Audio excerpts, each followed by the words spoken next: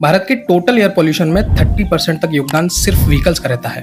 अगर ये वजन में तोला जाए तो ये साल भर में almost 3 lakh kilo PM 2.5 particles हमारी हवा में रिलीज हो रहे हैं। और यही वजह है कि हमारी सरकार दुनिया के सबसे स्ट्रिक्ट एमिशन नॉर्म्स लागू करने ही वाली है, यानी कि BS7। लेकिन ये BS7 जिन एमिशन स्टैंडर्ड्स का कॉपी पेस्ट वर्जन है, वही यूरो 7 नॉर्म्स अपने आप में एक ग्लोबल प्रॉब्लम बन के खड़े हैं। जैसे ही यूरोपियन यूनियन ने यूरो 7 नॉर्म्स लाने की बात कही तो वहां के फार्मर्स, पब्लिक और कार ब्रांड्स तो विरोध में उतरे ही, बल्कि खुद जर्मनी, इटली, पोलैंड और चेक रिपब्लिक जैसे देश भी खुलकर विरोध में आ गए।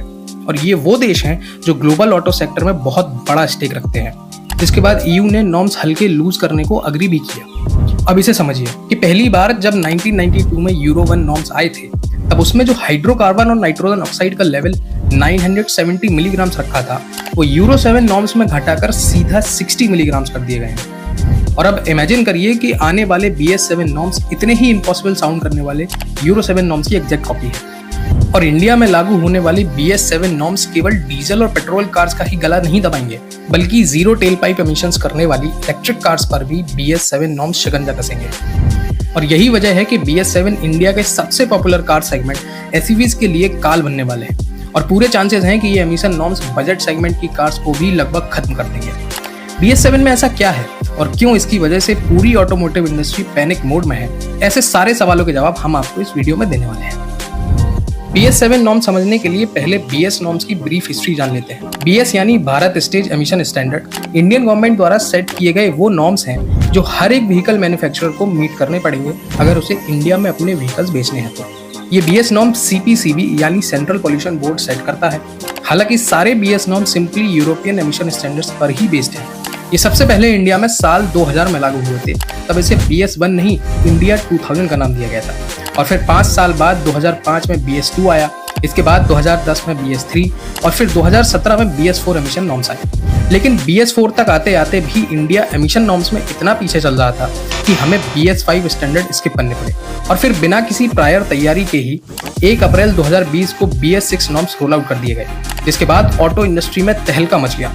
और तब आनन फानन में गाड़ियों पर 2.5 लाख का डिस्काउंट देकर कंपनीज को BS4 व्हीकल्स का लॉट खाली करना पड़ा। BS6 नॉर्म्स में गाड़ियों को एमिशन कंट्रोल करने के लिए इंजन के इंटरनल स्ट्रक्चर में तो चेंजेस करने ही थे, साथ ही एडवांस टेक्नोलॉजी और हैवी कैटालिटिक कन्वर्टर्स भी लगाने पड़े। इसके अलावा जो मेन पॉल्यूटिंग केमिकल्स हैं, जैसे carbon monoxide, hydrocarbons, nitrogen oxide और PM 2.5 जैसे पार्टिकल्स, इनकी लिमिट्स हद से ज्यादा स्ट्रिक्ट कर दी गई। एग्जाम्पल के लिए BS4 में डीजल इंजन के लिए नाइट्रोजन ऑक्साइड यानी वो गैस जो सबसे ज्यादा जहरीली है, उसकी जो लिमिट थी वो BS6 में एकदम से 70% तक रिड्यूस कर दी गई। इस चक्कर में मारुति जैसे ब्रांड्स को नेशनल इंजन ऑफ इंडिया यानी DDIS इंजन को बंद करना पड़ा और मारुति ने हमेशा के लिए डीजल कार्स बनानी ही छोड़ दी। और कई सारे ब्रांड्स को BS6 के चक्कर में तो अपनी गाड़ियां ही बंद करनी पड़ गई। अब इससे जैसे तैसे ऑटो मेकर्स मैनेज कर ही रहे थे कि फिर 2023 में BS6 फेज 2 भी आ गया। BS6 फेज 2 में सबसे खतरनाक चीज ये थी कि अब गाड़ियों के एमिशंस लैब में नहीं, बल्कि कार्स और बाइक की रियल ड्राइविंग कंडीशंस में टेस्टिंग होती है। इस चीज के लिए आप फोक्सवैगन डीजलगेट स्कैंडल को गाली दे सकते हैं। और रियल वर्ल्ड एमिशन के लिए सारी गाड़ियों में एक on board diagnostic system fit किया जाने लगा, जो आपके ड्राइव करते टाइम इंजन एमिशंस को रियल टाइम में मॉनिटर करता रहता है। और BS6 में मैंडेटरी ये सारी टेक्नोलॉजी जब व्हीकल्स में फिट करनी पड़ी तो अल्टीमेटली बाइक्स और कार्स के दाम बेतहाशा बढ़ गए। अब बात करते हैं BS7 नॉर्म्स की। BS7 भी यूरो 7 स्टैंडर्ड्स की ही एग्जैक्ट कॉपी है। यूरो 7 अगले साल जुलाई 2025 में यूरोपियन कंट्रीज में लागू हो जाएंगे और BS7 भी इंडिया में 2027 तक कभी भी आ सकते हैं। हालांकि ट्रांसपोर्ट मिनिस्टर नितिन गडकरी ने ऑटो मेकर्स को ये वार्निंग दी है कि अब BS7 नॉर्म्स को लागू करने से पहले वो कोई वार्निंग नहीं देंगे, इसलिए ऑटो मेकर्स खुद को इसके लिए तैयार कर लें। अब ये समझिए कि BS7 नॉर्म्स में ऐसा क्या है कि सारे ऑटो मेकर्स पैनिक में हैं। दरअसल इससे पहले जो भी एमिशन नॉर्म्स थे, जैसे BS6 या यूरो 6, उसमें पेट्रोल के मुकाबले डीजल इंजन्स में थोड़ा एमिशन लिमिट का रिलीफ दिया गया था। जैसे BS6 में नाइट्रोजन ऑक्साइड की लिमिट पेट्रोल के लिए 60 मिलीग्राम थी, वो डीजल में 80 mg अलाउड थी।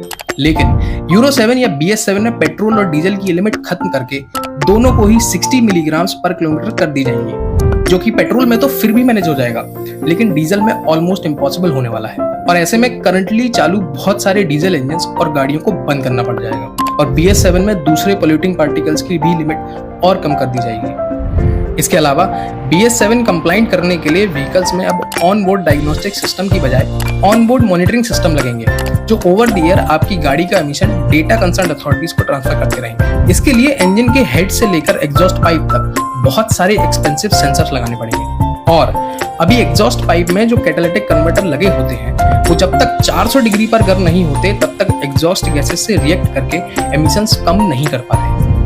लेकिन अब BS7 नॉर्म्स में इस कैटालिटिक कन्वर्टर पर हीटर्स लगाने पड़ेंगे, जो कि इसे गाड़ी के स्टार्ट होने से पहले ही 400 डिग्री पर गर्म करके रखें, जो अपने आप में बहुत ही कॉस्ट हंग्री प्रोसेस होने वाली है।